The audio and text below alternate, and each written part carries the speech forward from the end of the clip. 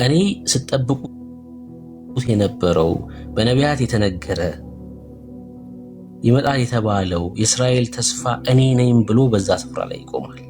ማ አንቲክራይስት ወይ ደግሞ ሊትል ሆርን የተባለው በዳንኤል መጽሐፍ ምዕራፍ 7 ላይ ያለው ማለት ነው። የክርስቶስ ተቃዋሚ የሆነው ወይ ደግሞ የቁጣ ልጅ የተባለው በሁለተኛ ተሰሎንቄ መጽሐፍ ምዕራፍ 2 ላይ ጳውሎስ የነገረን ማለት ነው። እሱ ሲመጣ በዛ ቤተ መቅደስ ላይ እኔ መሲሁ ነኝ ብሎ ይነሳል። ጌታ ስለሱ ሲናገር በማቴዎስ ወንጌል መጽሐፍ ምዕራፍ 24 ላይ እንደዚህ አለ።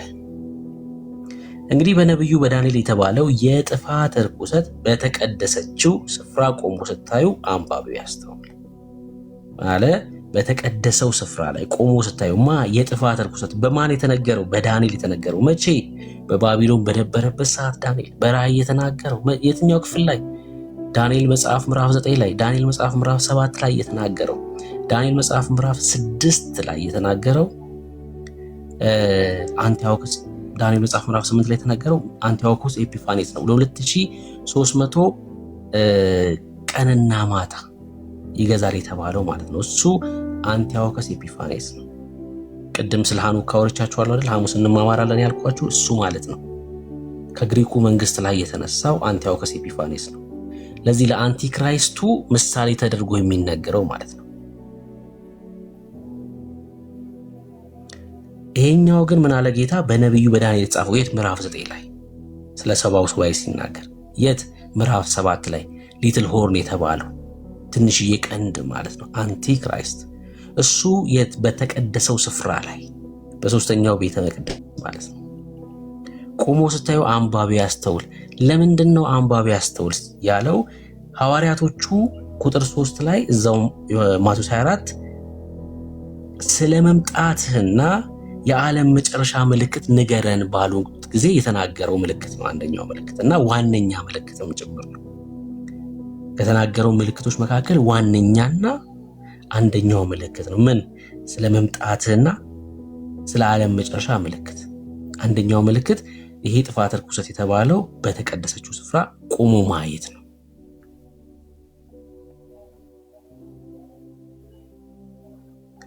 ቤተ መቅደሱ የሚገነባው አንቲክራይስት በዛ ቤተ መቅደስ ላይ መሲሁ ነኝ ብሎ ብዙ እስራኤላውያን ሞት ከተባለው ከዚህ ከጥፋት ርኩሰት ጋር ኪዳን የሚያደርጉበት ጊዜ ሰባኛው ሱባኤ ማለት ነው። እሺ አሁን ከዚህ ከሰባኛው ሱባኤ በፊትና ሰባኛው ሱባኤ ካበቃ በኋላ ምን ይሆናል የሚለው ላንሳና ላሳያችሁ። በሰባኛው ሱባኤስ ምን ይፈጠራል የሚለውን አብሬ አያይዤ አጠር አድርጌ ላሳያችሁ። የሰባኛው ሱባኤ ወይ ደግሞ ይሄ የጥፋት ርኩሰት የተባለው ከመገለጡ በፊት ምን መሆን አለበት? በተሰሎንቄ መጽሐፉ ላይ ጳውሎስ እንደነገረን የሚከለክለው መወገድ አለበት። ሁለተኛ ተሰሎንቄ መጽሐፍ ምዕራፍ 2 ይሄን ጥቅስ በደንብ ያዙት እሺ። ቁጥር 5 ገና ከእናንተ ጋር ሳለው ይህ እንዳልኳችሁ ትዝ አይላችሁምን? በገዛ ራሱ ይገለጥ ዘንድ የሚከለክለው አሁን ታውቃላችሁ ይላል። የሚከለክለው አለ በገዛ ራሱ እንዳይገለጥ ይሄ የጥፋት ርኩሰት የአመፅ ሚስጥር አሁን ይሰራል። ስፒሪቹዋል የአመፅ ሚስጥር ግን ተገልጦ ግን ልክ በዛ ሰዓት በሰባኛው ሱባኤ ተገልጦ እንደሚሰራው ግን መስራት አይችልም። ለምን? የሚከለክለው አለ ብቻ ከመንገድ እስኪወገድ ድረስ አሁን የሚከለክል አለ ይላል።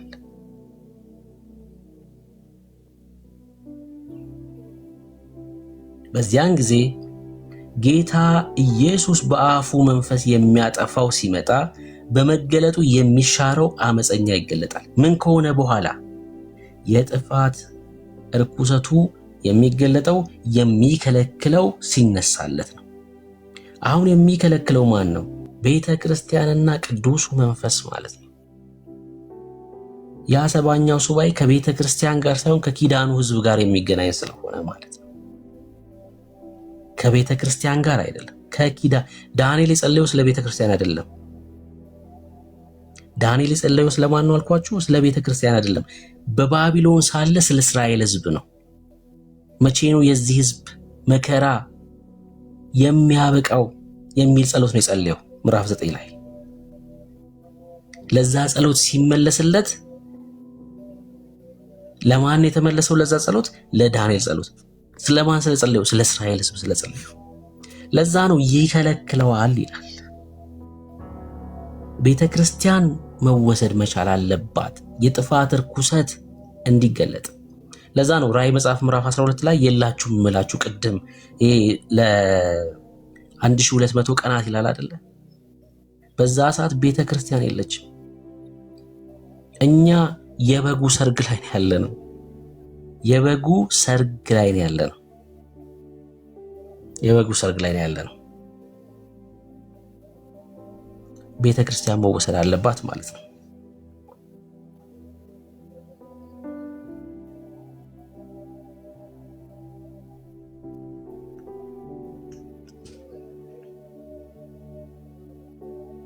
ቤተ ክርስቲያን ከተነጠቀች በኋላ፣ ቤተ ክርስቲያን ከተወሰደች በኋላ ይሄ ጥፋት ርኩሰት በዳንኤል መጽሐፍ ላይ የተባለው ይገለጣል። ሞት የተባለው ከብዙዎች ጋር ኪዳን የሚያደርገው ማለት ነው። ቤተ ክርስቲያን ተወሰደች ማለት 70ኛው ሱባኤ ጀመረ ማለት ነው። ሊያበቃ ነው ማለት ነው። እስራኤል ተዘልላ የምትኖርበት ጊዜ ሊመጣ ነው ማለት ነው። እጅግ በጣም ብዙ እስራኤላውያን የሚሞቱበትም ጭምር ጊዜ ነው። ያ ጊዜ ሴቶች የሚደፈሩበት ጊዜ ነው። አብዛኞቹ የሚሞቱበት ጊዜ፣ በጣም ትልቅ መከራ። በማቴዎስ ወንጌል መጽሐፍ ምዕራፍ 24 ላይ ጌታ ሲናገር እስከ መጨረሻው የሚጸና ይድናል አለ። ለምንድን ነው እስከ መጨረሻው የሚጸና ይድናል ብሎ ሲናገር የምንመለከተው? በዛ ክፍል ላይ በጣም ፈታኝ የሆነ ጊዜ ስለሆነ ነው። በዛ መከራ ውስጥ ማለፍ ስለሚያስፈልግ ነው። እስከ መጨረሻ መጽናት ያስፈልጋል ለመዳን። ለአንቲክራይስቱ አለመገዛት ያስፈልጋል። ለጥፋት ርኩሰት ለተባለው ወይ ደግሞ ሐሳዊ መሲህ ለተባለው አለመገዛት ያስፈልጋል። በጣም ልዩ ልዩ የሆነ ፈተና ይደርስባቸዋል። ጦርነት አለ። መጽናት ያስፈልጋል ለመዳን። እኛ ክርስቲያኖች ጸንተን ነው እንዴ? ምንድነው አሁን እኛ ጸንተን ነው ምንድነው? ወይስ ስለ ዳንን ነው የምንጸናው? እነዚህን ነገሮች በደንብ ማስተዋል ያስፈልጋል። እሺ፣ ስለ ዳንን ነው የምንጸናው እኛ ወይስ ጸንተን ነው የምንድነው? ቶሎ በሉ ጻፉልኝ። ድነን ነው እኛ ስለ ዳንን ነው እየጸናን ያለ ነው ወይስ ጸንተን ነው መዳን የሚሆንልን? ስለ ዳንን ነው። ጳውሎስ በቆሮንቶስ መልእክቱ ላይ በምዕራፍ 1 ላይ እንደዚህ ያለ ተመልከቱ።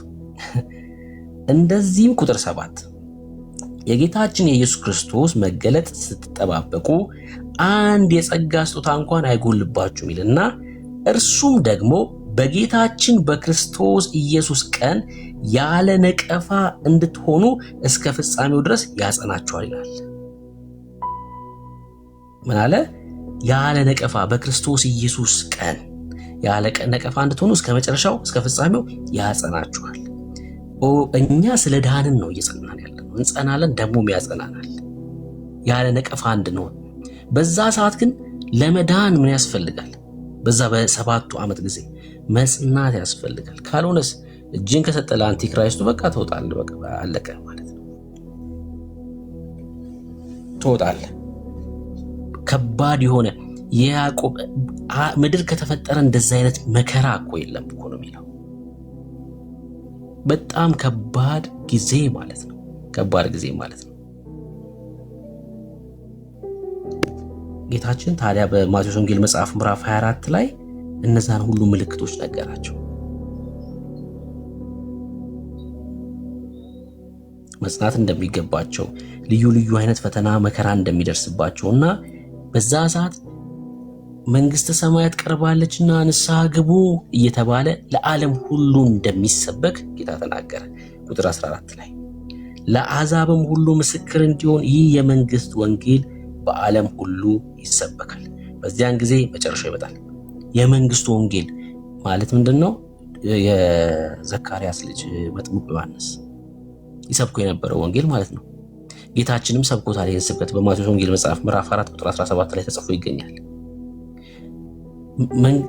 መንግስተ ሰማያት ቀርባለችና ንስሐ ግቡ የሚለው ስብከት ማለት ነው። ዮሐንስ ሲሰብክ የነበረው ስብከት ማለት ነው። የመጨረሻው ሰዓት በቃ የመጨረሻው ጥሪ ማለት ነው። ያ ማለት የጥፋት ርኩሰቱ በተገለጠበት ሰዓት ቤተ ክርስቲያን በዛ ሰዓት የበጉ ሰርግ ላይ ነው ያለችው። የበጉ ሰርግ ላይ ነው ያለችው።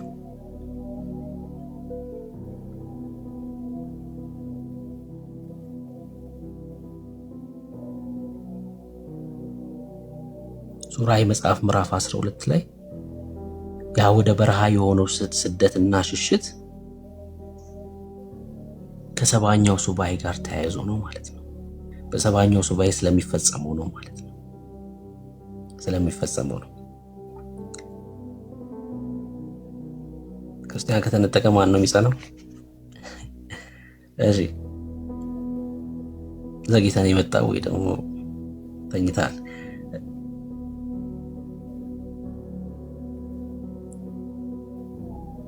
ማቴዎስ ወንጌል መጽሐፍ ምዕራፍ 24 ቁጥር 37 የኖህ ዘመን እንደነበረ የሰው ልጅ መምጣትም እንዲህ ይሆናል ይላል። ማለት በድንገት ማለት ነው። በኖህ ዘመን እንደሆነው የሰው ልጅ መምጣትም እንዲህ ይሆናል። እዛስ በዚያች ወራት ከጥፋት ውሃ በፊት ኖህ ወደ መርከብ እስከገባበት ቀን ድረስ ሲበሉና ሲጠጡ ሲያገቡና ሲጋቡ እንደነበሩት የጥፋት ውሃ መጥቶ ሁሉን እስከወሰደ ድረስ እንዳላወቁ የሰው ልጅ መምጣትም ደግሞ እንዲሁ ይሆናል። በኖህ ዘመን እንደነበረው ድንገት የጥፋት ውሃ መጥቶ እስከወሰዳቸው ድረስ እንዳላወቁ የሰው ልጅ መምጣትም እንዲሁ ይሆናል። ድንገት ነው ማለት ነው የሚመጣው። በዚያን ጊዜ ሁለት ሰዎች በእርሻ ይሆናሉ፣ አንዱ ይወሰዳል፣ አንዱ ይቀራል። እንግዲህ እስካሁን አውርቻለሁ። አሁን ጥያቄ ልጠይቃችሁ። ክርስቲያኖች ናቸው የምትመልሱልኝ። ከሚወሰዱት ወገን ናቸው ወይስ ከሚቀሩት ወገን ናቸው? እንደዚህ አድርጉልኝ።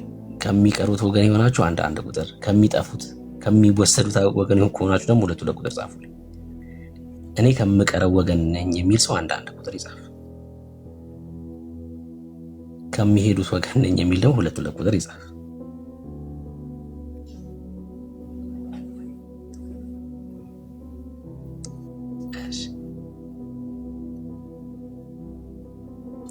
ሁለት ቁጥር ማለት ምንድነው? ሁለት ቁጥር ከሚቀሩት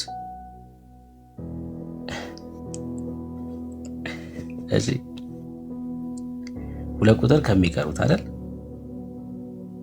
ከሚሄዱት ወገን የሆናችሁ ደግሞ አንድ ቁጥር።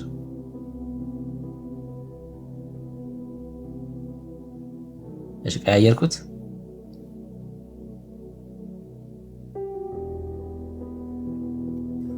መነጠቅ። እሺ አይኔ ከሚቀሩትም ከሚሄዱትም ወገን አይደለሁም የሚል ሰው ደግሞ ሶስት ቁጥር ይጻፍ። ቀያየርኩት። እሺ ቀያየርኩት። እሺ ከሚሄዱት ናችሁ። እሺ እናንተ አብዛኞቻችሁ የጻፋችሁልኝ ሁለት ቁጥር የጻፋችሁት ከሚሄዱት ነው። እሺ ገብተረቻችኋለሁ። እሺ ከሚሄዱትም ከሚቀሩትም አይደለሁም የሚል ደግሞ ሶስት ቁጥር ይጻፍ። ከሚሄዱትም ከሚቀሩትም አይደለሁም የሚል ሶስት ቁጥር ይጻፍ። እሺ ቀያየርኩ። እሺ ያው ገባኝ። እሺ ከሚሄዱትም ከሚቀሩትም አይደለሁም የሚል ሶስት ቁጥር ይጻፍ።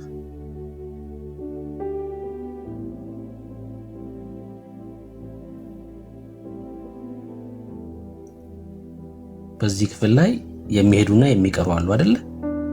የጥፋት ውሃ መጥቶ ሁሉን እስከወሰደ ድረስ እንዳላወቁ የሰው ልጅ መምጣትም እንዲሆናልና በዚያን ጊዜ ሁለት ሰዎች በእርሻ ይሆናሉ፣ አንዱ ይወሰዳል፣ አንዱ ይቀራል ይላል። ከሚሄዱት ናችሁ ከሚቀሩት ብዬ ጠየቅኳቸው፣ መለሱልኝ። አይ ከሚሄዱትም ከሚቀሩትም አይደለም የሚል ሰው ደግሞ ሶስት ቁጥር ይጻፍ። እሺ የተወሰኑ ሰዎች ጽፈዋል። እሺ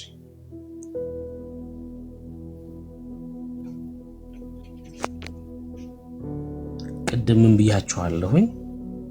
ብያችኋለሁ ሰባኛው ሱባኤ። እሺ ቆይ እንደዚህ ይላል። ለምሳሌ በሉቃስ ወይ ደግሞ ማርቆስ ላይ ሁለት ሰዎች በአልጋ ይተኛሉ። ለምሳሌ ባልና ሚስት አልጋ ላይ ይሆኑና አንደኛው ይወሰዳል፣ አንዱ ይቀራል።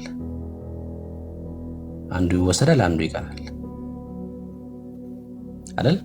አሁን ክርስቲያን ያልሆነችን ሴት አግብቶ ነው በአልጋ ላይ ሆነው አንዱ የሚወሰደው ባልየው ተወስዶ ሚስትየው የምትቀረው ወይ ደግሞ ሚስትየው ተወስዳ ባልየው የሚቀረው። ማቴዎስ ወንጌል መጽሐፍ ምዕራፍ 24 ምን ብያችኋለሁኝ? ቅድም አስተውላችሁ ከሆነ ቁጥር 3 ላይ ሐዋርያቱ ምን ብለው ነው የጠየቁት ጌታን? ስለ መምጣትህና ስለ ዓለም መጨረሻ ምልክት ንገረን ያሉት አይደል? ቁጥር 3 ላይ ስለ መምጣትህና ስለ ዓለም መጨረሻው ምልክት። ከዛስ ምልክቶችን ይነግራቸዋል። ብዙ ጥፋት እንደሚሆን፣ ህዝብ በህዝብ ላይ እንደሚነሳ፣ ረሃብ እንደሚሆን አይደል? ብዙ ምልክቶች ነገራቸው እና የጥፋት ርኩሰት የተባለው በተቀደሰው ስፍራ ቆሞ ስታዩ አንባቢ ያስተውል ይላል። የጥፋት ርኩሰት በተቀደሰው ስፍራ ቆሞ ስታዩ እኮ እናንተ የላችሁም ወዳጆቼ። ከመሆን ቅድም ጀምሮ እኮ እሱ ነው እየተነጋገርን ያለ ነው። የጥፋት ርኩሰት በተቀደሰው ስፍራ ላይ ቆሞ ስታዩ እኮ እናንተ ተነጥቃችኋል። የላችሁም እናንተ። ቤተ ክርስቲያን በክርስቶስ ኢየሱስ ደም የተዋጀችው ተወሰደች። ጌታ መጣና ወሰዳት። ንጥቀት ሆነ ማለት ነው። ንጥቀት ከሆነ በኋላ ይሄ የጥፋት ርኩሰት በተቀደሰው ስፍራ ላይ ይቆማል። ስለ 7ቱ ዓመት ነው እኮ እያወራ ያለው። አሁን ለምን እንደዛ እንደጻፋችሁ እረዳለሁ። በደንብ ነው የምረዳው። ይሄ ትምህርት እንዳለ በደንብ አውቃለሁ። ማቴዎስ 24 ስለ ንጥቀት እንደሚሰበክ አውቃለሁ። በደንብ ነው የማውቀው። እኔም ተምሬያለሁ። አንድ ነገር ደግሞ ላሳያችሁ። ይሄ እንደውም እንደ ቲፕ ይቆጠር። አንድ ነገር ላሳያችሁ። ከቁጥር 37 ጀምሮ እንደገና ላንብበው። ከኔ ጋር በደንብ ሆኖ እሺ፣ በደንብ አንብቡት ከኔ ጋር። እንደውም ሌሎችን የመጽሐፍ ቅዱስ ክፍሎች ስታነቡ በዚህ መልኩ እንድታነቡ ያግዛችኋል ብዬ አምናለሁ። አሁን አብረን እናንብብ። የኖህ ዘመን እንደነበረ የሰው ልጅ መምጣት እንዲሁ ይሆናል። ንጽጽሩ የኖህ ዘመንና የጌታ መምጣት በንጽጽር ቀርቧል። እሺ ቁጥር ስንት ነው ብሩኬ? እሺ ማቴዎስ 24 ግን በኮሜንት ጠይቄ እሺ እንትን ይላል በኮሜንት። እሺ ከዛ ቁጥር 38 ነው ይላል። በዚያች ወራት ከጥፋት ውሃ በፊት ኖህ ወደ መርከብ እስከገባበት ቀን ድረስ ሲበሉ ሲጠጡ ሲያገቡና ሲጋቡ እንደነበሩ የጥፋት ውሃ መጥቶ ሁሉን እስከወሰደ ድረስ እንዳላወቁ የሰው ልጅ መምጣትም እንዲሆናል። ድንገት ነው ማለት ነው። የጌታ መምጣት በዛ ሰዓት ድንገት ነው የሚመጣው። ልክ በኖህ ዘመን እንደነበረው የጥፋት ውሃ መጣና ሁሉን ወሰዳቸው። የተወሰዱት ሰዎች ምን ሆኑ? ቶሎ ጻፈው ነው ይውላችሁ። የጥፋት ውሃ መጣና የጥፋት ውሃ መጥቶ ሁሉን እስከወሰደ ድረስ እንዳላወቁ ይላል። የሰው ልጅ መምጣትም ደግሞ እንዲሆናል። የጥፋት ውሃ መጣና ሁሉን ወሰዳቸው። የተወሰዱት ምንድን ነው የሆኑት?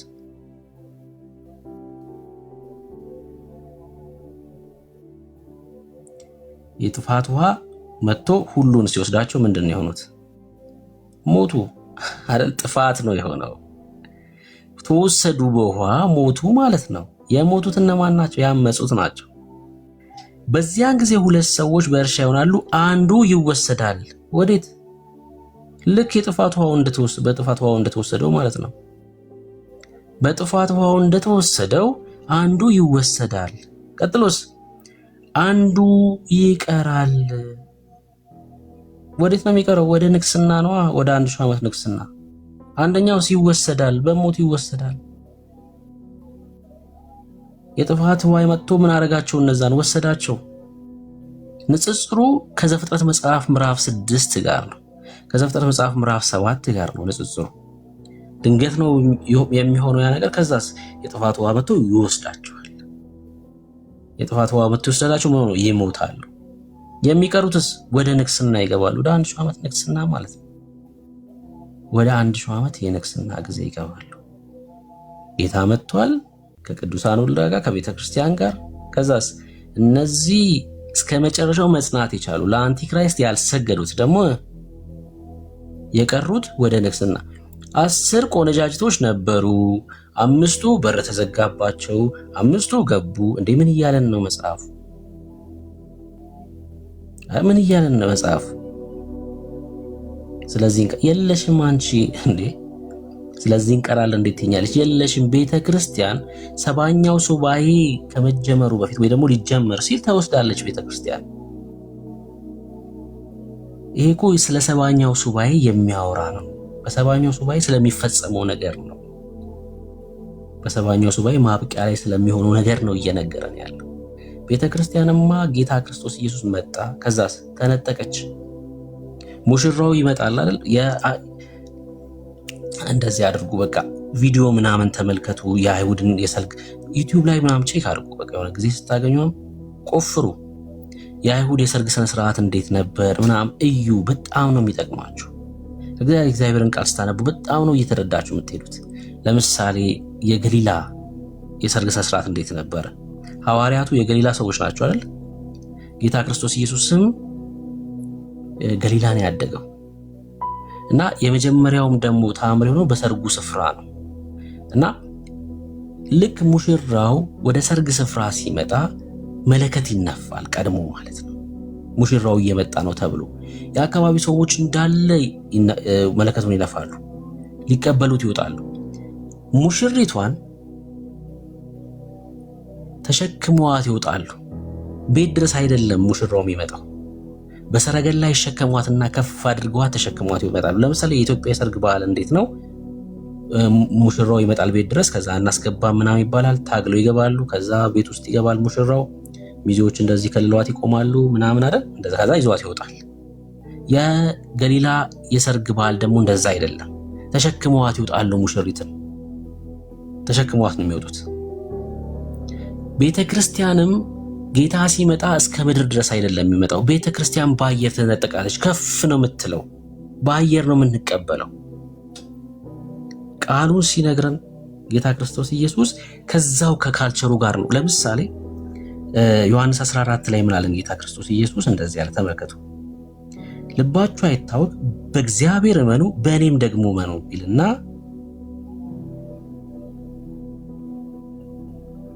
በአባቴ ቤት ብዙ መኖሪያ አለ፣ እንዲህስ ባይሆን ባልኳችሁ ነበር። ስፍራ አዘጋጅላችሁ ዘንድ እሄዳለሁና፣ ሄጄም ስፍራ ባዘጋጀውላችሁ እኔ ባለሁበት እናንተ ደግሞ እንድትሆኑ ሁለተኛ እመጣለሁ፣ ወደ እኔም ወስዳችኋለሁ።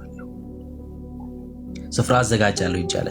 የገሊላውያን የሰርግ ባህል ማለት ይሄ ነው። ከከተማው ከፍ ወዳለ ስፍራ ይወጡና የጋብቻ ጥያቄ ይጠይቃል። ከተስማማች የያዘውን ጽዋ ትቀበልና ትጎነጫለች። ፍቃደኛ ሆነች ማለት ነው። ከዛ በኋላ ወደ አባቱ ቤት ነው የሚሄደው ሙሽራው። ወደ አባቱ ቤት ሄድና ቦታ ይቀበላል ከአባቱ ላይ። ከዛስ ከተቀበለው ቦታ ላይ ምን ያደርጋል? ቤት ይሰራል፣ የሚኖሩበትን። ሚስቱን ወደዛ ነው ይዟት የሚመጣው። ቤት ያዘጋጃል። በአባቱ ቤት ላይ ቦታ ወስዶ ቤት መስራት ይጀምራል። ይሄ የገሊላዎች የሰርግ በዓል ነው። እሺ ይሄ ነው በቃ ህይወታቸው እንደዚህ ነው። ስፍራ ያዘጋጅላታል የሚኖሩበትን። በዚህ ሰዓት አባትየው የጋብቻውን ቀን ቀጠሮ ይይዛል። የጋብቻውን ቀን ፕሮግራም ይይዛሉ። በዛ ቀን ሙሽራው ይመጣል። ልክ ሲመጣ መጣ እየተባለ መለከት ይነፋል። ታጅቦ ሲመጣ ሙሽሪቷን ተሸክሟት በሰረገላ ይዞ ይወጣሉ። ከዛ ይቀበላትና ወደ አባቱ ቤት ይዟት ይሄዳል። ጌታም ይሄን ነው እየነገረን ያለው። ቤተክርስቲያንም ትነጠቃለች፣ በአየር ነው የምትነጠቀው። ከዛ ከሱ ጋር ወደ ሰርጉ ስፍራ ነው የምንሄደው። ለስንት ቀን ነው ሰርግ የሚያደርጉት ገሊላውያን? ለስንት ቀን ነው ሰርግ የሚያደርጉት? ስንት ቀን ይፈጃል ሰርጋቸው? አሞጽ ጻፍልኝ፣ ስንት ቀን ነው ሰርጋችሁ? ሰርግ ስንት ቀን ነው የምታደርጉት? ለምንድን ነው ታዲያ 7 ዓመት የሆነው? አያችሁ፣ ለ7 ቀን ነው ሰርግ የሚደረገው። እሺ እኛም ለ7 ዓመት ነው የሰርጉ። የ70ኛው ሱባኤ 7 ዓመት ነው። እሺ 7 ዓመት ይሄ የጥፋት ርኩሰት ሲገለጥ በምድር ላይ 7 ዓመት ነው። እኛም ደግሞ የሰርጉ ስፍራችን የት ነው? ለ7 ዓመት ነው የበጉ ሰርግ ማለት ነው። እያንዳንዱን ነገር በትኩረት ስታጠኑት ምን እያለ እንደሆነ ትረዳላችሁ። ምን እየነገረን እንደሆነ የእግዚአብሔር ቃል በደንብ ግልጽ ይሆንላችኋል። 7 ዓመት የበጉ ሰርግ አለ። 7 ዓመት እዚህ ምድር ላይ ደግሞ ሰባኛው ሱባኤ የሚፈጸምበት ጊዜ አለ። ልክ ሰባኛው ሱባኤ ተፈጸመ ማለት ጌታ ክርስቶስ ኢየሱስ ይመጣል ወደ ምድር። እንደዚህ ይላል የእግዚአብሔር ቃል ሲናገር በዘካርያስ መጽሐፍ ምዕራፍ 14 ላይ እነሆ የእግዚአብሔር ቀን ይመጣል፣ ብዝበዛሽንም በውስጥ ይከፋፈላሉ፣ አሕዛብንም ሁሉ በኢየሩሳሌም ላይ ለሰልፍ ሰበስባለሁ ይላል። አሕዛብን ሁሉ የተባሉት ጎግ ማጎግ ናቸው፣ እነ ቶቤል ናቸው፣ እነ ሙሳ ናቸው፣ እነ ፉጥ፣ እነ ኢትዮጵያ፣ እነ ፋርስ ናቸው። እነዚህን ሁሉ ሰበስባለሁ አለ። እነዚህ ምንድን ናቸው? አሕዛብ የተባሉት ሕዝቅኤል መጽሐፍ ምዕራፍ 38 ላይ ያሉት ማለት ናቸው። ከተማይቱም ትያዛለች፣ ሴቶች ይበዘበዛሉ፣ ሴቶች ይነወራሉ፣ ቤቶች ይበዘበዛሉ፣ ሴቶች ይነወራሉ። የከተማይቱ እኩሌታ ለምርኮ ይወጣል፣ የቀረው ሕዝብ ግን ከከተማ አይጠፋም። ጳውሎስ የተናገረው ቃል አለ አይደል? በሮሜ መጽሐፍ ምዕራፍ 11 ቁጥር 25 ላይ ይሁዳ ይድናል ብሎ ተናግሯል አይደል? ከእግዚአብሔር ቃል ላይ ነው እሱም ኮት እያደረገ እየነገረን ያለው በኤርሚያስ መጽሐፍ ምዕራፍ 23 ቁጥር 5 እና ቁጥር 6 ላይ የተጻፈው ማለት ነው። እና ምን ይሆናል? ቤቶች ይበዘበዛሉ፣ ሴቶችም ይደፈራሉ፣ ይነወራሉ ማለት ነው። የከተማ እኩሌታው ለምርኮ ይወጣል ይላል። ግን ሁሉም ሕዝብ አይጠፋም። ቅሬታ አለ የሚድን ማለት ነው። ቅሬታ አለ። እግዚአብሔርም ይመጣል፣ ኢየሱስም ይመጣል ብለን መናገር እንችላለን። አሁን እኛ ዘካርያስ እግዚአብሔር ይመጣል አለ። አዎ የሚመጣው እሱ ኢየሱስ እግዚአብሔር ስለሆነ ነው። ኢየሱስም ይመጣል፣ በሰልፍ ቀን እንደተዋጋ ከነዚያ ከአሕዛብ ጋር ይዋጋል ይላል። የትኞቹ ናቸው አሕዛብ የተባሉት? ለሰልፍ የተሰበሰቡት እነ ኢትዮጵያ ስለ እንግዲህ ኩሽ ነው እያለ የሚጠራት። ኩሽ ደግሞ ማለት እቺ አሁን ያለችው ኢትዮጵያ ብቻ ሳትሆን ቢጨምርም በዋነኝነት ሱዳን ናት። በዋነኝነት ሱዳን ናት።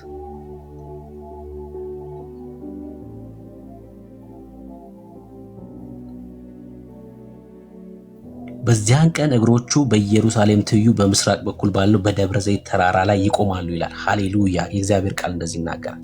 የሰባኛው ሱባኤ ማብቂያ የበጉ ሰርግ በሰማይ ከሆነ በኋላ ቅዱሳን ሁሉ መሲሁን አጅበው ወደዚህ ምድር ይመጣሉ። ክርስቶስን አጅበው ማለት ነው። ከዛስ እግሩ በደብረ ዘይት ተራራ ላይ ይቆማል።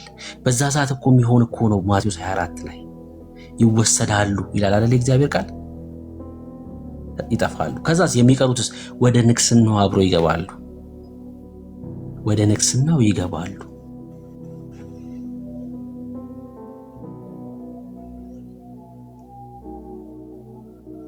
የተራሮች ሸለቆ እስከ አጸል ይደርሳል፣ በተራሮችም ሸለቆ ትሸሻላችሁ። በይሁዳም ንጉሥ በዖዝያን ዘመን ከክርስቶስ ልደት 720 ዓመት በፊት ማለት ነው። ኢሳይያስ በነበረበት ዘመን ማለት ነው። ከሆነው ከምድር መናወጥ ፊት እንደሸሻችሁ ትሸሻላችሁ። አምላክ እግዚአብሔርም አምላኬ ክርስቶስ ኢየሱስም ከቅዱሳን ሁሉ ጋር ይመጣል። አምላክ እግዚአብሔርም ከቅዱሳን ሁሉ ጋር ይመጣል። የሰባቱ ዓመት ማብቂያ ስለሚሆን ማለት ነው። ራዕይ መጽሐፍ ምዕራፍ 19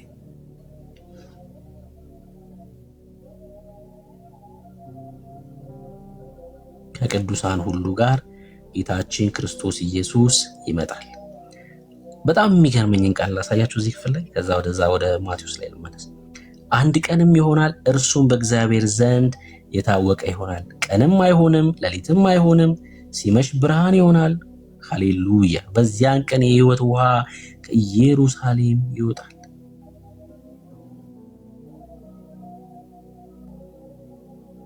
አንድ ቀንም ይሆናል፣ እርሱም ይሄ በእግዚአብሔር ዘንድ የሆነው አንድ ቀን ስንት ዓመት ነው በሰው ዘንድ? ቶሎ መልሱልኝ እስኪ፣ ቶሎ ጻፉ። ይሄ በእግዚአብሔር ዘንድ የሆነው አንድ ቀን በሰው ዘንድ ስንት ዓመት ነው? ስንት ዓመት ነው በሰው? ከእግዚአብሔር ቃል ላይ ነው እሺ ማስረጃ የምፈልገው። እኛ ተረት ምናምን ቁጥር የጻፈ ሰው ጥቅስ ፈልጋለሁ። ቁጥር ከጻፋችሁ ጥቅስ ትጽፉልኛላችሁ። ጥቅስ ፈልጋለሁ። ጥቅስ ቶሎ በሉ። ከእግዚአብሔር ቃል ላይ ጥቅስ። አንድ ቀንም ይሆናል መቼ? ቤት በእግዚአብሔር ዘንድ፣ እርሱም በእግዚአብሔር ዘንድ። በሰው ዘንድ ምን ያህል ዓመት ነው? ከእግዚአብሔር ቃል ላይ ጥቅስ ቶሎ በሉ። ጥቅስ አምጧ።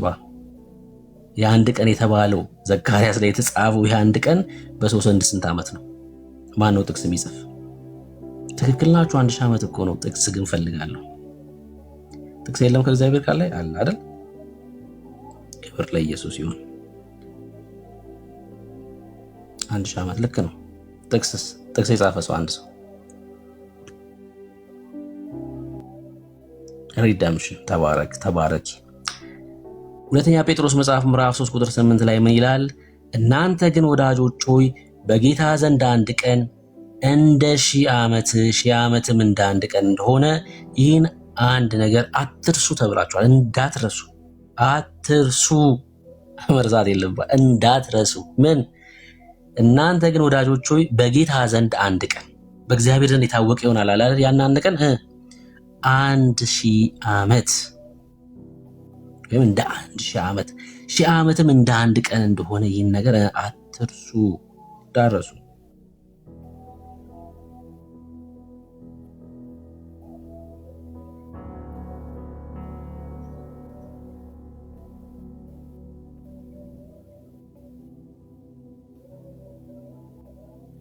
ታዲያ ምን እያለ ነው ዘካርያስ? ስለ 1000 ዓመት ንግስና ጌታ ክርስቶስ ኢየሱስ እግሮቹ በደብረ ዘይት ተራራ ላይ ይቆማሉ አለ። ከዛስ በጉ ብርሃን በሆነበት 1000 ዓመት ይሆናል ማለት ነው። ጌታ ሲወለድ መልአኩ ገብርኤል የተናገረው ቃል ይፈጸማል። ያኔ በሉቃስ ወንጌል መጽሐፍ ምዕራፍ 1 ላይ ያለው ማለት ነው።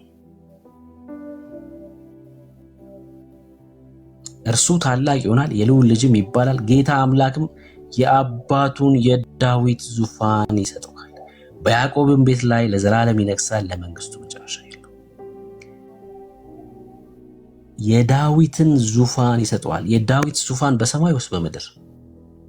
የዳዊት ዙፋን በሰማይ ወይስ በምድር?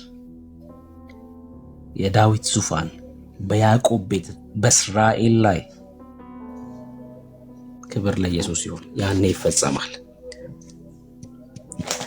የመጨረሻውን ዘመን ስታጠኑ ወይ ደግሞ የመጨረሻው ዘመን ትምህርትን ስታነቡ በዚህ መልኩ ካልሆነ በስተቀር ለመረዳት ያስቸግራችኋል።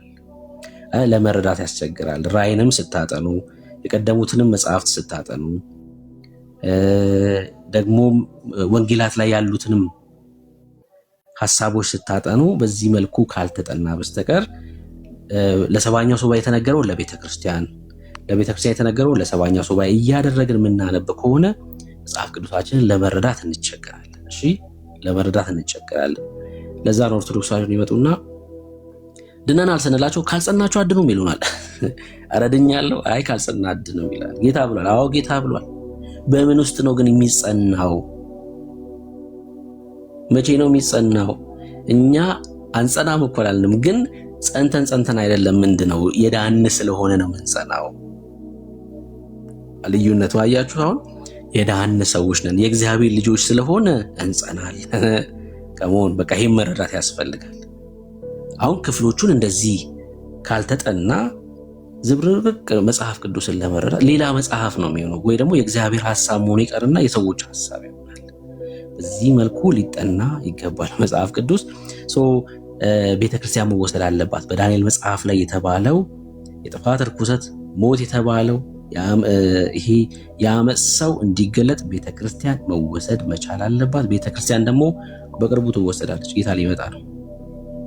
ጌታ ሊመጣ ነው። ኢየሱስ ሊመጣ ነው። የምሬ ነው የምላችሁ፣ ኢየሱስ ሊመጣ ነው። በጣም ረዥም ዓመት ምናምን ያለን እንዳይመስላችሁ። በዚህ እኛ ባለንበት ትውልድ ጌታ ክርስቶስ ይመጣል። ብዙዎቻችን በህይወት ካለነው መካከል ጌታ ሲመጣ በህይወት እንኖራለን። የምንወሰድ ልንሆን እንችላለን በሞት፣ ግን ጌታ ይመጣል። በጣም በቅርብ ጌታ ይመጣል። እኔ የምናገረው በድፍረት አይደለም፣ የምሬን ነው የምላችሁ። ከእግዚአብሔር ቃል ነው የምናገረው። ከእግዚአብሔር ቃል ነው። ቀኑን ባናቅም ሰዓቱን ባናቅም ወራቱን ልንናገር ባንችልም ዘመኑን ግን እናውቃለን በስርዓት። ዘመኑን በደንብ ነው የምናውቀው።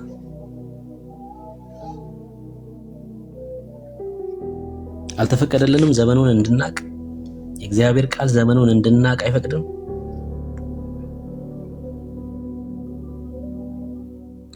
ጌታ ሲናገር እዛው ማቴዎስ ወንጌል መጽሐፍ ምዕራፍ 24 ላይ ምሳሌውን ከበለስ ተማሩ። ምሳሌውን ከማን ተማሩ አለ? ስለ መጨረሻው ዘመን ነው የሚያወራው። ነው የተጠየቀው። የመምጣትና የመጨረሻው ዘመን ምልክት ምንድን ነው የሚል ነው ጥያቄው።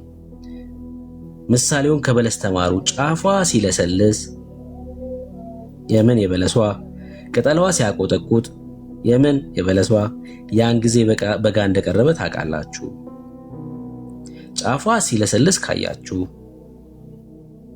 ቅጠሏም ሲያቆጠቁጥ ከተመለከታችሁ ያን ጊዜ ምን በጋ እንደቀረበ ታውቃላችሁ። እንዲሁ እናንተ ደግሞ ይህን ሁሉ ስታዩ ምን ስታዩ በለሷ ስታቆጠቁጥና ጫፏ ሲለሰልስና ቅጠሉ ሲያቆጠቁጥ ስታዩ በደጅ እንደቀረበ ወቁ። አያችሁ ምልክት ዘመን እንድናቅ ጌታ እንዴት እንደነገረን ዘመን እንድናቅ ነግሮናል። ከዛስ እውነት እውነት እላችኋለሁ ይህ ሁሉ እስኪሆን ድረስ ይህ ትውልድ አያልፍም አለ። የቱ ትውልድ አያልፍም? በለሷ ስታቆጠቁጥ ወይ ጫፏ ሲለሰልስ ቅጠሏም ሲያቆጠቁጥ ያየ ትውልድ አያልፍም። በደጅ እንደቀረበው ቆይ አለና አያልፍም አለ። የአንድ ትውልድ እድሜ ምን ያህል ነው? የአንድ ትውልድ እድሜ ምን ያህል ነው? የአንድ ትውልድ እድሜ ምን ያህል ነው? ይሄን ያየ ትውልድ አያልፍም አለ ጌታ። በቃ ከዛ ቀጥሎ እኮ እንደዚህ ነው የሚለው፣ ሰማይና ምድር ያልፋሉ ቃሌ ግን አያልፍም አለ። ሰማይና ምድር ያልፋሉ ቃሌ ግን ምን አያልፍም። የአንድ ትውልድ እድሜ ስንት ነው? ጆሽ 70-80 ከሰውዬ እሺ፣ ቁጥር ጥቅስ ስጠኝ። 70-80 ነው ያለ ሰው ጥቅስ ስጡኝ። እሺ ከ80 እስከ 100 ያለም ሰው ጥቅስ ስጡኝ። እሺ 30 አለ ጭራሽ። እሺ 70-80 ያላችሁ እስኪ ጥቅስ ስጡኝ።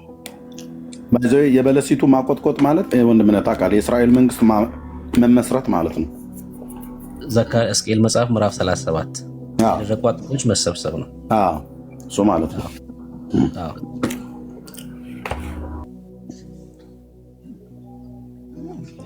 እሺ የአንድ ትውልድ እድሜ ስንት ነው? 70-80 ይኸውላችሁ። ለምሳሌ አሁን 70-80 ያላችሁ ሰዎች ዳዊትን እያሰባችሁ እንደሆነ እረዳለሁ። ግን ምን አለ ዳዊት መሰላችሁ? ከዛ በኋላ ድካም ነው ነው ያለው። እሺ መዝሙረ ዳዊት ላይ ከዛ በኋላ ምንድነው አለ? ድካም ነው አይደል? እንደዛ እኮ ነው የሚለው ቃል። ከዛ በኋላ ድካም ነው። የአንድ ትውልድ እድሜ ግን ምንድነው ብሎ ነገረን ዘፍጥረት መጽሐፍ ላይ 120 ዓመት ብሎ ነገረን። ዳዊትስ አይ 70-80 ከዛስ ድካም ነው አለ። ድካም ነው አለ። የአንድ ትውልድ እድሜ 120 ዓመት ነው። ትክክል 120 ዓመት ያላችሁ ሰዎች አሁን እዚህ ክፍል ላይ ምን አለ ጌታ? ምሳሌውን ከበለስ ተማሩ፣ ጫፏ ሲለሰልስ ቅጠሏም ሲያቆጠቁጥ ያን ጊዜ በጋ እንደቀረበ ታውቃላችሁ። አሁን ጫፏ ሲለሰልስ ቅጠሏ ሲያቆጠቁጥ አይታችኋል ወይስ አላያችሁ? ዋናው ይሄ ነው አይደል? ተመልከታችሁታል ይሄን? አዎ ለ1940 ምናምን ዓመት ወይ ደግሞ ለ1900 ዓመት በየሀገሩ ተሰዶ የነበረው ህዝብ ማለት ነው። በ007 ዓመተ ምህረት ቤተ መቅደሱ የፈረሰበት ሀገሩን ተነጥቆ በየቦታው ተበትኖ የነበረ ህዝብ ተመልሶ ሀገር ሆነ። የደረቁ አጥንቶች ሲሰበሰቡ ተመለከተ። ሕዝቅኤል በምርኮ በነበረበት ሰዓት፣ በባቢሎን በነበረበት ሰዓት ይህን ተመለከተ። አዎ የደረቁ አጥንቶች ህይወት ዘራባቸው፣ ተሰበሰቡ፣ ሀገር ሆኑ፣ ወደ ሀገራቸው ተመለሱ። ምን አለ ጌታ? መፍረሳቸውን ተናገረ።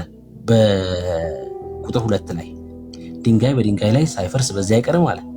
መፍረሳቸውን ብቻ አይደለም የተናገረው፣ ማቆጥቆጣቸውንም ተናገረ እዚሁ ክፍል ላይ። አሁን ማቆጥቆጣቸውን ተመልክታችኋል? አዎ 1948 ዓመተ ምህረት እስራኤል ሀገር ሆነች፣ እንደ ሀገር ማለት ነው። እንደገና ወደ ሀገራቸው ተመልሰው። አዲስ ሀገር አይደለም የነበረችው፣ አዲስ ሀገር አይደለም የሆነችው 1948 ላይ። የቀደመ ህዝብ ነው፣ ምድሩን የተነጠቀ ህዝብ ነው። አሁን አረቦች መጥተው የኛ ምድር ና ይላሉ። ወዳጄ ስለቀማክ ያንተ አይሆንም እኮ። ቀምተህ ያንተ የምታደርገው ነገር የለም። የአባቶቻቸው ምድር ነው። ማን ነው ቤተ መቅደስ የገነባ? አረብ ደግሞ ማን ነው ቤተ መቅደስ የገነባ? ሰው ሙስሊም። ቀምተህ የኔ ትላለህ። ወደ ምድራቸው ነው የተመለሱት፣ ወደ አባቶቻቸው ሀገር ነው የተመለሱት። በለሲቷን ስታቆጠቁጥ የተመለከተ ትውልድ አያልፍም አለ ጌታ ክርስቶስ ኢየሱስ። በቃ ካልኩሌት ማድረግ ከእናንተ ነው የሚጠበቀው። ጌታ የዛሬ ዓመትም ሊመጣ ይችላል፣ የዛሬ 5 ዓመትም፣ የዛሬ 10 ዓመትም፣ የዛሬ 20 ዓመትም አላውቅም። ጌታ ግን በቅርቡ ይመጣል። ጌታ ይመጣል ቤተክርስቲያንን ሊወስድ ይመጣል። ምናየው ምልክት ሁሉ እሱን ነው። እሺ ምናየው ምልክት ሁሉ እና ጴንጤዎች ምን እያልኳችሁ ነው? ለዘላለም እዚህ ምድር ላይ እንደሚኖር ሰው ስሩ፣ ነገ ደግሞ እንደሚሄድ ሰው ደግሞ ኑሩ። እሺ ስንኖር ነገ እንደሚሄድ ሰው፣ ዛሬ እንደሚሄድ ሰው መኖር አለብን። ስንሰራ ደግሞ ለዘላለም እንደሚኖር ሰው እንሰራለን። በቃ ስንኖር ደግሞ ዛሬ እንደሚሄድ ሰው እንኖራለን። ክብር ለኢየሱስ ይሁን። ጌታ ይመጣል። የሚወደን እርሱ ይመጣል። ከሱ ጋር ደግሞ እንነግሳለን። በጣም የሚያስቀኝን አንድ ትርጓሜ ይሄን ክፍል አንብብና በቃ ላይ የሚልስተው ጌታ ክርስቶስ ኢየሱስ ይነግሳል 1000 ዓመት ይላል የእግዚአብሔር ቃል። ግን ነግሷል ቤተ ክርስቲያን ላይ ይላሉ። በእግዚአብሔር ቃል ላይ የሚደፍሩ ሰዎች ቤተ ክርስቲያን ላይ ይነግሳል ነው የሚለው ቃሉ ወይስ ቤተ ክርስቲያን ከክርስቶስ ጋር ትነግሳለች ነው የሚለው? አብራችሁ ትነግሳላችሁ ነው የሚለው ወይስ እናንተ ላይ ይነግሳል ነው የሚለው ቃሉ? እንዴ እናንተ ላይ እኮ ቤተ ክርስቲያን ላይ ነግሷል ጌታ። አዎ ጌታ ንጉሳችን ነው። ስለ 1000 ዓመት ንግስና ሲያወራ ግን አብረክ ትነግሳለህ ነው የተባልከው። አብረክ ትነግሳለህ። በዛ ሰዓት ሰይጣን ይታሰራል። አሕዛብ ምን ያደርጋሉ? አሕዛብ ምን ያደርጋሉ? አጋንንት ስለሚታሰር ለ1000 ዓመት ምን ያደርጋሉ አሕዛብ? የአሞጽ ልጅ ኢሳይያስ ስለ ይሁዳና ስለ ኢየሩሳሌም ያየው ቃል በዘመኑ ፍጻሜ መቼ? በዘመኑ ፍጻሜ የእግዚአብሔር ቤት ተራራ በተራሮች ራስ ላይ ጸንቶ ይቆማል፣ ከኮረብቶችም በላይ ከፍ ከፍ ይላል። አሕዛብም ሁሉ ወደ እርሱ ይሰበሰባሉ። ሕግ ከጽዮን የእግዚአብሔርም ቃል ከኢየሩሳሌም ይወጣልና ብዙዎች አሕዛብ ሄደው ኑ ወደ እግዚአብሔር ተራራ ወደ ያዕቆብ አምላክ ቤት እንውጣ፣ እርሱ መንገዱን ያስተምረናል፣ በጎዳናውም እንሄዳለን ይላሉ። ይህ ይፈጸማል ማለት ነው። ጦራቸውን ማጭድ፣ ሰይፋቸውን ማጭድ፣ ጦራቸውን ማረሻ የሚያደርጉበት ዘመን ማለት ነው። ሰላም የሚሆንበት ጊዜ ማለት ነው። ሰላም የሚሆንበት ጊዜ ለምን? አጋንንት ስለሚታሰር መሲሁ ስለሚነግስ ማለት ነው። 1000 ዓመት ሲያበቃ አጋንንት ለጥቂት ጊዜ ይፈታ ዘንድ አለው ይላል። ከዛስ ወደ ተቀደሰችው ከተማ አሕዛብን ሁሉ ያስነሳል። እሳት ከሰማይ ወርዳ በላቻቸው ይላል። ቁጥራቸው እጅግ በጣም ብዙ ነው። እሳት ከሰማይ ወርዳ በላቻቸው ይላል። ከዛስ የነጩ ዙፋን ፍርድ ይሆናል። ኤርሚ ትላንትና ኤዳኒ ጋር ስናወራ ወይ ከትላንት ወዲያ ይኸው ራዕይ መጽሐፍ ምዕራፍ 20 ላይ እናንተ የመጨረሻ ዘመን ትምህርታችሁ ጤነኛ ስላልሆነ ነው እንጂ ይኸው እኮ እዛ ራዕይ መጽሐፍ ምዕራፍ 20 ላይ በሕይወት መጽሐፍ ላይ ያሉት እንዳለ ወደ ሲኦል ይገባሉ ይላል። ወዳጅ እኔ የለውም እኮ የዛ ጊዜ የለውም እኮ የለንም እኮ እኛ ራዕይ መጽሐፍ ምዕራፍ 20 ላይ የነጩ ዙፋን ፍርድ ነው አይደል ያለው? የላችሁም ክርስቲያኖች፣ እሺ እዛ ስፍራ ላይ ያላችሁ የሙታን ፍርድ ነው እሱ ፍርድ። እንደዚህ ይላል የእግዚአብሔር ቃል ሲናገር ታላቅና ከ1000 ዓመት የንግስና ዘመን በኋላ እሳት ከሰማይ ወርዳ ከበላቻቸው በኋላ እንደዚህ ይላል፣ ታላቅና ነጭ ዙፋን በእርሱም ላይ የተቀመጠውን አየው፣ ምድርና ሰማይም ከፊቱ ሸሹ፣ ስፍራም አልተገኘላቸውም ይልና ሙታንንም ታናናሾችንና ታላላቆችን በዙፋኑ ፊት ቆመው አየው። በዚህ በዙፋን ፊት የቆሙት እነማን ናቸው? ሙታን ናቸው። ሙታን አይደለንም እኛ የእግዚአብሔር ልጆች ነን። የእግዚአብሔር ጽድቅ ነን። እኛ ቅዱሳን ነን። ይሄ የሙታን ፍርድ ነው። ከዛ እንደዚህ ይላል፣ መጽሐፍም ተከፈተ፣ ሌላ መጽሐፍም ተከፈተ፣ እርሱም የሕይወት መጽሐፍ ነው ይላል። ሙታንም በመጽሐፍ ተጽፎ እንደነበረ እንደ ስራቸው መጠን ተከፈላቸው ይላል። አንደኛው ሙታን ይላቸዋል። ሁለተኛውስ እንደ ስራቸው፣ በሕይወት መጽሐፍ ላይ እንደ ስራቸው ተከፈላቸው ይላል። ወዳጆቼ ክርስቲያን በሕይወት መጽሐፍ ላይ ስራው አይደለም የተጻፈው፣ ስማችን ነው። አገኛችሁት ልዩነቱን? ሰው እንደ ስራው ከሆነማ ሙት እኮ ነው በቃ ከእግዚአብሔር። እኛ ስማችን በሕይወት መጽሐፍ ስማችን ተጽፏል። ስማችን ያለው በሕይወት መጽሐፍ ላይ። እነዚህ ሙታንስ በሕይወት መጽሐፍ ላይ እንደ ስራቸው መጠን ተከፈለ ይልና ባህርም በእርሱ ውስጥ ያሉትን ሙታን ሰጠ ይላል። ሞትና ሲኦልም በእርሱ ዘንድ ያሉትን ሙታን ሰጠ ይልና እያንዳንዱም እንደ ስራው መጠን ምን ተከፈለው ይላል። ሞትና ሲኦልም በእሳት ባህር ውስጥ ተጣሉ፣ ይህም የእሳት ባህር ሁለተኛው ሞት ነው ይላል። ዋው! ሁለተኛው ሞት በቅዱሳንና በጻድቃን ላይ ፍርድ አለባቸው። ሁለተኛው ሞት የለባቸው። እዚሁ ራእይ መጽሐፍ ላይ ሲናገር እንደዚህ ብሎ ነው የነገረን። ተመልከቱ። በፊት ቁጥር 6 ላይ አንብቡት። እሺ ራእይ መጽሐፍ እዚሁ ራእይ መጽሐፍ ምዕራፍ 20 ቁጥር 6 በፊተኛው ትንሣኤ እድል ያለው ብፁዕና ቅዱስ ነው፣ ሁለተኛው ሞት በእርሱ ላይ ስልጣን የለውም ይላል። ሃሌሉያ! ሁለተኛው ሞት በማን ላይ ስልጣን የለውም? በብፁዕና በቅዱሱ ላይ፣ በቅዱሳን ላይ ሁለተኛው ሞት ስልጣን የለውም ይላል። ሁለተኛው ሞት ታዲያ ማን ላይ ነው ስልጣን ያለው? በሙታን ላይ ነው። በኢየሱስ ክርስቶስ ባላመኑት ሰዎች ላይ፣ የኢየሱስ ባልሆኑ ሰዎች ላይ ስልጣን አለው። ምን? ሁለተኛው ሞት። በብፁዕና በቅዱሱ ላይ ሁለተኛው ሞት ስልጣን የለውም። ቁጥር 14 ላይ ታዲያ ምን አለን? ሞትና ሲኦልም በእርሷ ባህር ውስጥ ተጣለና ይህ የእሳት ባህር ሁለተኛው ሞት ነው አለ። ሁለተኛው ሞት በብፁዕና በቅዱሱ ላይ ስልጣን የለውም። በሕይወት መጽሐፍ ተጽፎ ያልተገኘ ማንኛውም በእሳት ባህር ውስጥ ተጣለ ይላል። የነጩ ዙፋን ፍርድ የክርስቲያን ፍርድ አይደለም፣ የሙታን ፍርድ ነው። እንደዚህ ብሎ የሚሰብክ ደግሞም ካለ በቸርች ውስጥ ልክ አይደለም፣ ተመለስ በሉት። የነጩ ዙፋን ፍርድ ፊት እኛ አንቀርብም። እኛ በክርስቶስ ወንበር ፊት ነው እንቀርበው። እሺ ጳውሎስ እንደተናገረው እሱ የአክሊል ነው። ለአክሊል እንቆማለን። እንደ ስራችን ጌታ ሊከፍለን እንቆማለን። እነዚህን ፍርዶች በደንብ መለየት ያስፈልጋል። ስለ ፍርድ ሲወራ ስንት አይነት ፍርድ አለ በእግዚአብሔር ቃል ላይ። ዝም ብሎ ተጨፍልቆ ሁሉንም ፍርድ አንድ ቦታ አመጣን ከሆነ እሱም ስህተት ነው የሚሆነው። ምን አይነት ፍርድ አለ? ለምሳሌ የክርስቲያኖች ፍርድ የት ነው የተፈጸመው? ቀራንዮ ላይ። እንዴ አለቀ እኮ። የኛ ፍርድ እኮ ጌታ ክርስቶስ ኢየሱስ የከፈለው ዋጋ እኮ ነው። የክርስቲያኖች ፍርድ እሱ ነው። ቀራንዮ ላይ የሆነው ፍርድ ነው። አሁን እኛ ነፃ ወጥተናል፣ በክርስቶስ ነፃ ወጥተናል። እኛ እኮ ህይወት ያለን ሰዎች ነን። ቀራንዮ ላይ የተከፈለ ፍርድ አለ። የሙታን ፍርድ ደግሞ የት ነው ያለው? የነጩ ዙፋን ፍርድ ነው። በክርስቶስ ወንበር ፊት ስንቀርበስ እኛ ለአክሊል ነው እንደ ስራችን መጠን። ራእይ መጽሐፍ ምዕራፍ 22 ላይ ምንድን ነው የሚለው? እነሆ በቶሎ እመጣለሁ አይደለም የሚለው? እነሆ በቶሎ እመጣለሁ ለእያንዳንዱም እንደ ሥራው መጠን እሺ እከፍል ዘንድ ዋጋዬ ከኔ ጋር አለ አለ። ለእያንዳንዱ እንደ ሥራው መጠን። እስኪ በእንግሊዝኛው አንብቡት። ምንድን ነው የሚለው? ሪዋርድ ነው የሚለው። ይኸውላችሁ ለክርስቲያን እንደ ስራው መጠን ደሞዝ ነው ያለው። ሮሜ መጽሐፍ ምዕራፍ 4 ላይ እንዳለው ማለት ነው። ደሞዝ ደግሞ ጸጋ አይደለም። እንደ ስራችሁ መጠን ይከፍላል። እንደ ስራችን መጠን የሚከፍለን ጌታ አለ። ይሄ ፍርድ አይደለም፣ ክፍያ ነው። ምንድነው ይሄ? ክፍያ። እከፍል ዘንድ ዋጋ ሰርታችኋል፣ ከፍላችኋለሁ ለሰራችሁበት። ሪዋርድ ነው የሚለው ቃሎች እንግሊዝኛው ነው። የዘላለም ሕይወት ሪዋርድ አይደለም፣ ኢተርናል ላይፍ ነው። በክርስቶስ ደም የሆነ ኢተርናል ላይፍ ነው። ኢተርናል ላይፍ ያላቸው ሰዎች ደግሞ እንደየስራቸው መጠን ሪዋርድ አላቸው። ከፍላለሁ ነው እያለ ያለው። ደሞዝ ከፍላለሁ። ሰርታችኋል፣ አገልግላችኋል፣ ከፍላችኋለሁ። እንደምን? እንደ ስራችሁ መጠን። እኩል አይደለም ክፍያችን። ጳውሎስ ና አንተ ይሄን ያለው ክፍያ አክሊላችን እኩል አይደለም ማለት ነው። ወይ ደግሞ በሰራነው ልክ ነው ማለት ነው። እሱ ደሞዛችን እኩል አይደለም። ባገለገልነው በሮጥነው ልክ ነው ማለት ነው። የሁሉም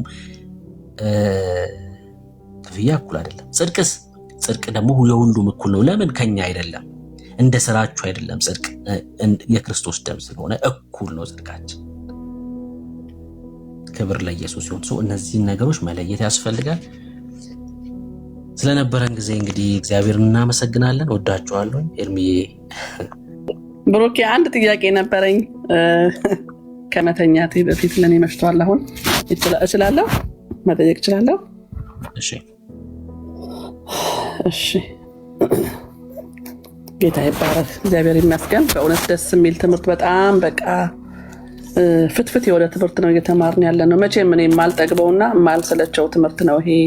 በተለይ ከአንተ ጋር መማር ከጀመርኩኝ ጀምሮ ስለ ዘመን ፍጻሜ በጣም ነው በቃ ሁሌ አዲስ ነው ለእኔ ትምህርቱና በጣም ደስ እያለኝ ነው መማረው። ብሩክዬ ጌታ ኢየሱስ አብዝቶ ይባርከህ። ኢሳይያስ ምዕራፍ 10 ቁጥር 22 ላይ ያለውና እያነበብኩኝ እንትን ልበል። ኢሳያስ ምዕራፍ 10 ባለፈው ማስተምረህን ስለነበረ ነውና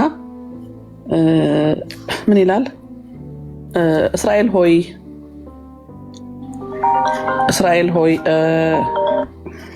ደግሞ ስልክ ተደወለብኝ። ቆይ እስራኤል ሆይ የህዝብህ ቁጥር እንደ ባህር አሸዋ ቢሆን ቆይ አይደለም ኢሳያስ 10 22 23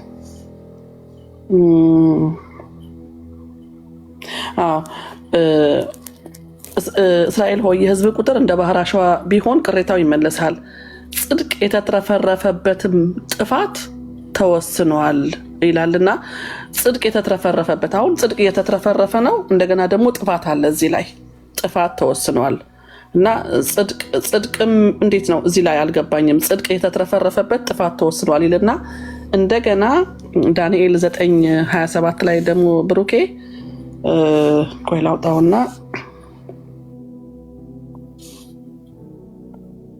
ዳንኤል 9:27 ደግሞ ምን ይላል? ስለዛ የጥፋት ሰው ስለሱ ነው።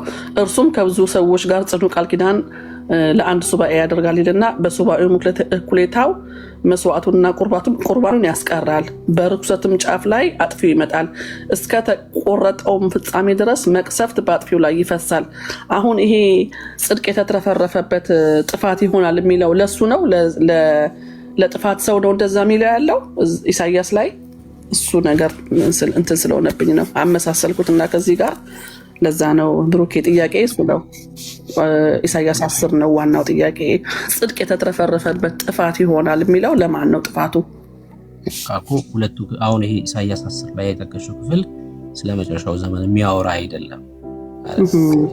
ክፍሎቹ ዳንኤል መጽሐፍ ምዕራፍ 9 ላይ ያለው ሐሳብና ኢሳያስ አሁን ምንድነው?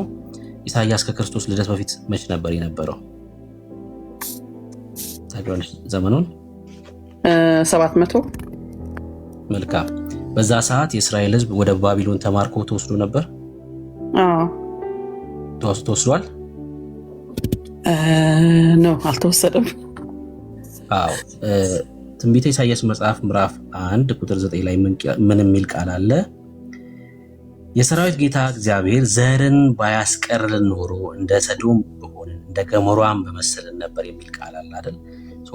ኢሳያስ መጽሐፍ ምዕራፍ 10 አሁን ያነሳሽው ጥቅስ ከምርኮ ጋር የተገናኘ እንጂ ከመጨረሻው ዘመን ጋር የሚገናኝ አይደለም ሐሳቡ ማለት ነው። ኢሳያስ ይህን ትንቢት ከተናገረ በኋላ ኤርሚያስ መጣ። ኤርሚያስ ደግሞ ለ70 ዓመት በምርኮ እንደሚወሰዱ ተናገረ። በኤርሚያስ መጽሐፍ ምዕራፍ 29 ቁጥር 8፣ 9፣ 10 ላይ ያ ደግሞ በነ ሴዴቅያስ በነ ዮአኪን ጊዜ ተፈጸመ ማለት ነው። ኢዮስያስ ነበር እንግዲህ የነበረው በኤርሚያስ ጊዜ ከክርስቶስ ልደት 640 ቅድመ ልደተ ክርስቶስ ማለት ነው። ከዛ በኋላ በባቢሎን ተማርከው ተወሰዱ የእስራኤል ሕዝብ። ነገር ግን ቢወሰዱም ግን ምን ሆነዋል ማለት ነው? አልጠፉም። ተመልሰው ወደ ሀገራቸው ግን ምን ሆነዋል ማለት ነው? ቅሬታ ቀርቷል ማለት ነው። ወደ ሀገሩ የተመለሰ ሕዝብ አለ። በሶስት ጊዜ ተማርከው ቢወሰዱም ሲመለሱም በነህሚያ በእዝራና በዘሩባቤል እየተመሩ ደግሞ በሶስት ጊዜ ዙር ተመልሰዋል። ከዛ ዘሩባቤል ቤተ መቅደሱን ሰራ፣ ነህሚያ ቅጥሩን፣ እዝራ ደግሞ መጽሐፍትን ደግሞ ያስተምራቸው ነበር ማለት ነው። እና ከዛ ጋር የሚገናኝ እንጂ አሁን ከተነማማር ነው ጋር የሚገናኝ አይደለም ያነሳሽው ክፍል ማለት ነው። ሪፈረንስ ሳደርገው ስላመጣልኝ ነው እንደዛ የጠየቅኩህና ልክ ሪፈረንስ ሳደርገው ኮምፒውተር ላይ ያመጣልህ አይደለ? ብዙ ነገር ይዘረግፍልሃል አይደለ? እና ከዛ ላይ የመጨረሻው ላይ ነው እንደዛ። አሁን ሮሜ ምዕራፍ 10 ብዙ ጊዜ እንደዚህ ሪፈረንሶቹ የመጽሐፍ ቅዱሶቹ የሆነ ቃላቶችን ነው የሚያመሳስለሽ እንጂ ታሪኩን ያመሳስለዋል ማለት አይደለም። ታሪኮቹን ይገልጻል ማለት ሳይሆን ሐሳቦችን ወይ ደግሞ ቃላት የሚመሳሰሉትን ይሰጥሻል ማለት ነው እንጂ በትክክል ያን ክፍል የሚገልጽ ክፍል ይጠቁማል ማለት አይደለም የባይብል ሪፈረንሶቹ። እሺ አሁን በ19 ዓመት ትክክል ጆይ ልክ ነው ለሱ። አሁን ይሄን ክፍል ኦርቶዶክሶች ለማርያም ይጠቅሳሉ አይደለ? ለማርያም ይጠቅሳሉ። ያቺ ዘር የተባለችው ማርያም ናት። አይ በጭራሽ እንደዛ አይደለም፣ በጭራሽ እንደዛ አይደለም። ከምርኮ የተመለሰው ህዝብ ማለት ነው። ለ70 ዓመት በባቢሎን ነበር ያ ህዝብ አይደል? ዘካርያስ መጽሐፍ ምዕራፍ 1 ቁጥር 12 ላይ ጠቅሱና ያ መልአክ የተባለው ለምን ነው እኮ ህዝቡን ይቅር ያስባለው ይላሉ። በጭራሽ ስህተት ነው።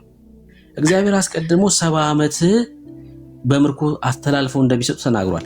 ከ70 ዓመቷ ላይ ማለት ነው ቅንጣት ታክል አይቀነስም። የፈለገ ቢለምን፣ የፈለገ ቢጠይቅ፣ የፈለገ ቢንበረከክ አይቀነስም። ከዛ ቁጥር ላይ ከ70 ዓመት ላይ 2 ቀን አይቀነስም። በቃ አይቀነስም። አስቀድሞ ከመማረካቸው በፊት ተነግሯል። 70 ዓመት ደግሞ የሆነበትን ምክንያት አለው አይደለ? ያለ እግዚአብሔር እንደው በቃ የሆነ አስቦ 70 ዓመት ልቅጣቸው ምናምን ብሎ ነው እንዴ የሆነው? አይደለም እኮ እንደዛ አይደለም። አስብና 60 ዓመት ይሻላቸዋል በምርኮ አሳልፍ የሰጣቸው። አይ ቆይ 70 በቃ 70 እንደዛ አይደለም። 70 ዓመት የሆነበት በራሱ ምክንያት አለው አይደል? አይደል? ልክ ነኝ አላችሁ? 70 ዓመት የሆነበት ምክንያት አለው። በባቢሎን በምርኮ ለ70 ዓመት የቆዩበት ምክንያት አለው።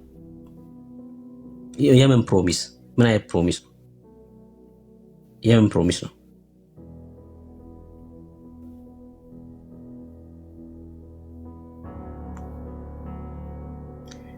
በሁለተኛ ዜና መጽሐፍ ምዕራፍ 36 ላይ እንደዚህ ይላል። በሁለተኛ ዜና መጽሐፍ ምዕራፍ 36 ቁጥር 21 ላይ ናይስ ዴስቲኒ ተባረክ ጀግና። ሰንበት ነው። እሺ ምክንያቱ ሰንበት ነው። 70 ዓመት የሆነበት ምክንያት ሰንበት ነው። በዜና መጽሐፍ በሁለተኛ ዜና መጽሐፍ ምዕራፍ 36 ቁጥር 21 ላይ በኤርምያስ አፍ የተነገረው እሺ የእግዚአብሔር ቃል እንዲፈጸም ምድሪቱ ሰንበትን በማድረጓ እስክታርፍ ድረስ በተፈታችበት ዘመን ሁሉ 70 ዓመት እስኪፈጸም ድረስ ሰንበትን አገኘች። ምድሪቱ አረፈች ማለት ነው። ለ70 ዓመት ምድሪቱ ማረፍ ነበረባት።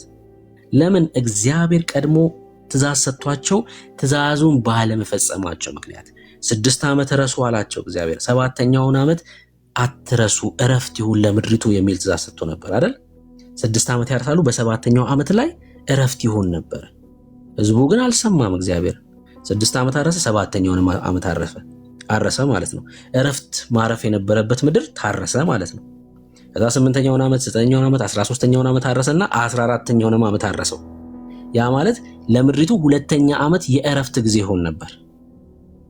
ከዛ እያረሱ 20 ዓመት 21ኛውንም ዓመት አረሱ። 21ኛው ዓመት ላይ ለምድሪቱ የ3ኛ ዓመት እረፍት ጊዜ ነበር። ልክ በዚህ ሁኔታ ለ490 ዓመት ነው ያለ እረፍት ያረሱት ማለት ነው።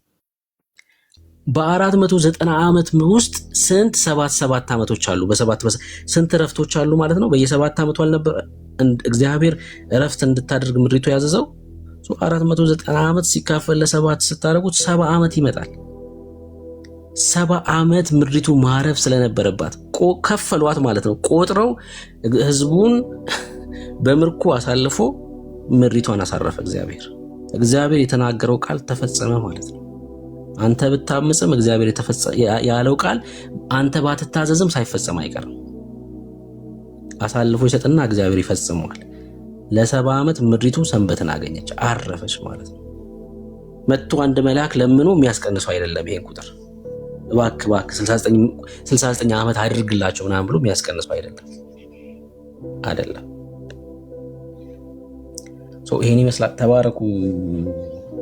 እጅግ በጣም ነው የምወዳችሁ። ኤርሜ አለክ ወንድምነት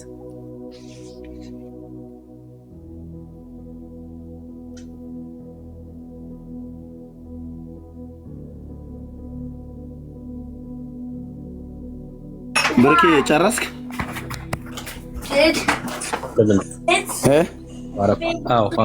ያ ተባረክ ወንድምነት፣ ጸጋ ይብዛልህ። ይህን ትምህርት በሰፊው እናስተምራለን እየተቀባበልን። ጸጋ ይብዛላችሁ። ከዚህ ሰዓት በኋላ ትንሽ ቢዚ ሆናለሁ፣ ከልጆቼ ጋር ነኝ። ሰላም ሁኑ። ተባረኩላችሁ።